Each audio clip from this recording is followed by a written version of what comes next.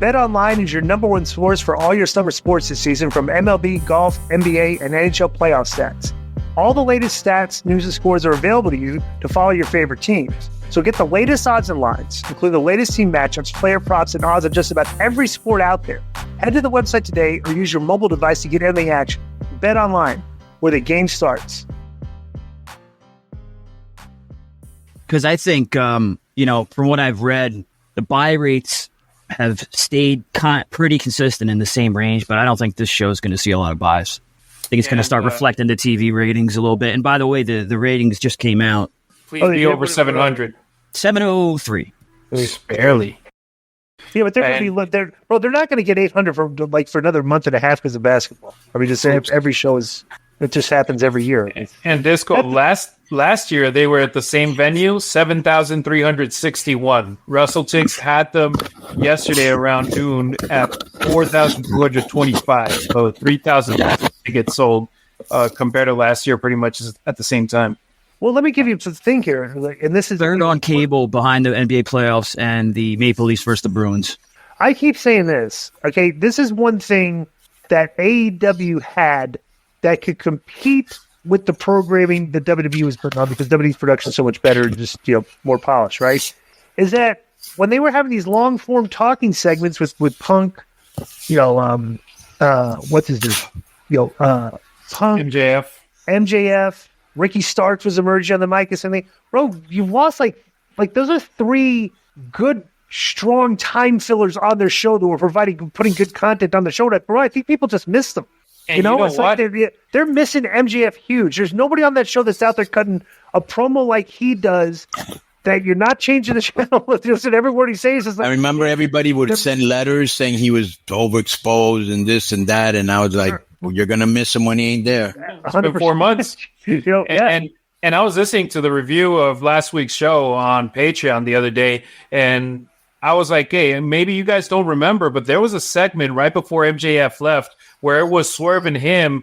It was in the back. Yeah, I remember that. Yeah. And they had like 2 segments. Yeah, I'm like, can't wait for that one. That one's going to be good, and hopefully he comes back at Double or Nothing, and they start setting it up for the future, because they need a segment of something to get hot, because Christian is great. No, they have it. No. Him, like we said, him and Christian, Swerve got over because he went out there and torched guys on the mic. Like he just crucified Adam Page, and people go like, "Wow, this guy's really good on the mic," But now he hasn't really had that chance to have that other guy to go back and forth with like he does now with Cage.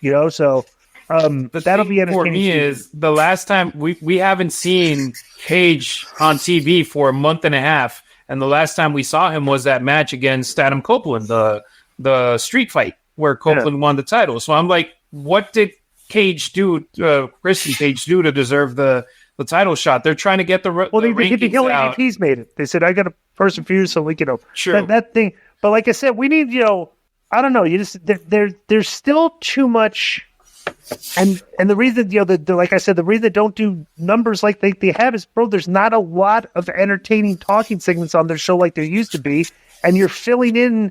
Where a spot where you could have a Ricky Starks out there cutting a promo was like maybe if Ricky Starks challenged Swerve, they would actually have a good promo battle, bro. That would be better than it'd be even more compelling television than Claudio Castagnoli versus Brian Cage. What would you rather watch? A cold match or a good promo? Or even you guys might not watch Collision, but last week they had. Yes, I watched Collision. There you go. So the beginning of the show, Swerve came out. He was like, yeah, he did his promo, and then he did an open challenge. Claudio came out. They had a decent exchange, and then they had the match later in the night. No, they didn't. No, they did not have a decent exchange. Right. So Swerve had a good exchange. Claudio said absolutely nothing. Poor guy. And the match was good. I was like, for a Saturday you knew the match was going to be good. Yeah, for a Saturday show that I watch sometimes and sometimes I don't, I was like, hey, I was glad I was able to catch that one. Because they sold it as he didn't speak last week after his championship, but he's going to, or last Wednesday, but he's going to speak on Saturday. It seems like a lot of things happen, whether it's just cold matches or whatever. There's no consequences. There's just no. It's just all right. This could be good, and there's not a lot of storylines to be resolved. Like, it's hard to put the show on and just watch it in a vacuum and be like, all right, what am I waiting for to happen? Well, really nothing, because there's nothing to me that needs to be resolved that's drawing my interest. Yeah, right now it's going to be the Elite with Jack Perry. It's going to be Swerve and Christian Cage, and I mean, I'm really not very interested on Toni Storm versus Serena Deeb. Serena's great, but I mean, she's going to have a good match. But besides that, I'm not very into her character. So we'll see. What happened to Mira? Really know the result. Where was our girl? Yeah, why was Mira Shirakawa not on TV when she's been doing this with Mariah May? Like, why wasn't she out there or something? They could have like included her, as like some type I'll say this. of. She's a very attractive gal. When she came out, I was like, who the heck is that? She's not any of the Japanese girls that has been wrestling in the past over here in the company. What did you think about that when she came? She comes out. Remember when she made her debut?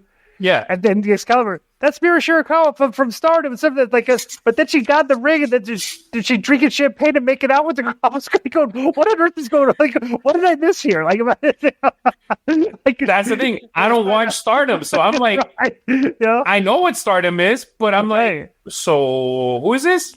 Yeah. Right. And then they start kissing. I'm like, I was like, is this the female version of the Golden Lovers? I wasn't sure what was going on. Yeah, right. That's how it felt like. Yeah. So I liked, like I said, I liked the Cage Swerve stuff. What else did I like? I like Jericho's character. I like him waving and his hair. I like that. Being sarcastic. Yeah, I like that, and I like the storytelling in the Toni Storm stuff. And like I said, the stuff that was good was the stuff that should have been good, and the stuff that was like the two cold match, even the cold match with Joe.